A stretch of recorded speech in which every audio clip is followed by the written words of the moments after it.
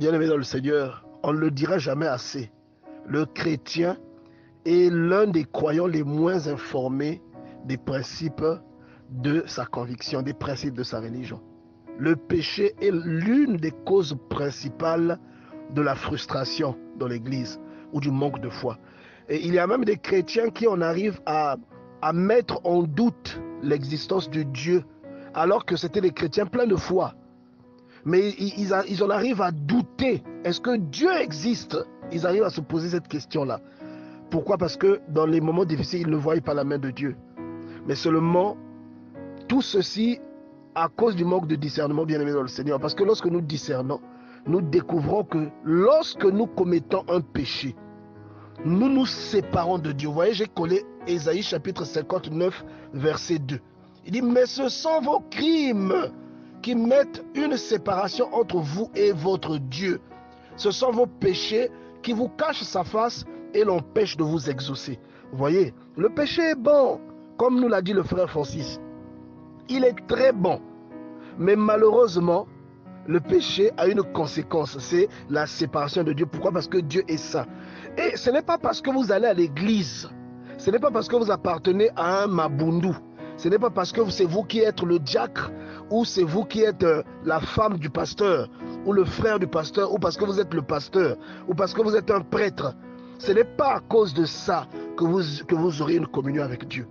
Mais c'est à cause de l'observation des préceptes divins. C'est à cause de l'obéissance à la parole de Dieu. C'est ça qui mettra une relation entre Dieu et vous. Et la volonté parfaite que Dieu vous promet dans la Bible, cette volonté parfaite ne devient manifeste dans votre vie que lorsque vous obéissez à la voix de Dieu. Lorsque vous respectez ses commandements. Autrement, bien-aimé dans le Seigneur, même si vous êtes dans la meilleure église, même si vous faites des jeûnes d'un mois, si vous ne respectez pas les préceptes divins, bien-aimé, il sera difficile que ce que Dieu promet dans la parole de Dieu, il dit que vous serez la tête et non la queue. Il sera difficile que vous expérimentez ça.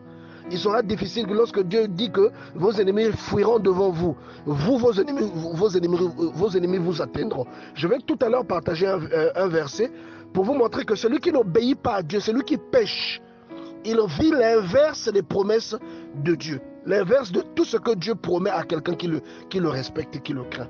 Vous voyez? Et cette parole veut dire, bien-aimé dans le Seigneur, que lorsque tu n'obéis pas à Dieu, tout ce que tu entreprends est voué à l'échec. Tout ce que tu entreprends. Et ce que tu expérimentes de positif ne fait partie que des choses obligatoires que Dieu donne à tout ce qui existe. Comme le soleil et la pluie, hein, Dieu donne, que tu sois bon, que tu sois mauvais. Même si tu es Bachar al-Assad, même si tu es le sorcier du village, tu auras la pluie, tu auras le soleil, tu auras la respiration, tu pourras te mouvoir. Il y a des choses que Dieu donne de façon obligatoire. Mais il y a des choses que tu n'expérimenteras jamais. Pire encore, parce que tu pries, mais que tu entretiens un péché en même temps. Pour Dieu, cela est vécu comme une trahison. Parce que tu n'es ni à l'intérieur, tu n'es ni à l'extérieur. Vous voyez? Et dans le livre d'Apocalypse, on nous dit que tu n'es ni bouillant ni froid. Vous voyez, bien-aimé dans le Seigneur?